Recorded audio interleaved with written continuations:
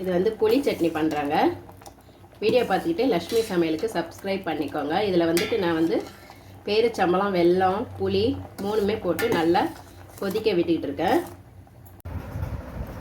இப்போ வந்து இது நல்லா சூடு ஆறிடுச்சுங்க. இதை வந்து நம்ம மிக்சியில் போட்டு அரைச்சி எடுத்துக்கலாம். இதை வந்து நம்ம நல்லா நைஸாக அரைச்சி எடுத்துக்கலாம். இப்போ வந்து நம்ம நல்லா நைஸாக அரைச்சி எடுத்தாச்சுங்க. ஏற்கனவே நம்ம ஃபில்டர் பண்ணி வச்சுருக்கோம்ல, அதுலேயே இதை போட்டு மிக்ஸ் பண்ணிக்கலாம்.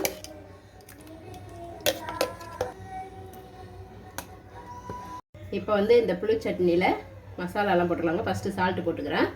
பிளாக் சால்ட்டு போட்டுக்கிறேன். பிளாக் பெப்பர், கரம் மசாலா போட்டுக்கிறேன். சீரகத்தூள் போட்டுக்கிறேன். தனி மிளகாய்த்தூள் 1/2 ஸ்பூன். சர்க்கரை போட்டுக்கிறேன். ஸ்டவ் பற்ற வச்சுட்டு எல்லாமே நல்லா கலந்து விட்டு ஒரு கொதி வந்து தான் ஆஃப் பண்ணிடலாங்க. நம்மளுக்கு வந்து இது வந்து ஸ்வீட் சட்னி, நிறைய சாட் ஐட்டத்துக்கெலாம் தேவைப்படும். நம்ம இந்த மாதிரி நிறைய செஞ்சு வச்சுக்கலாம்.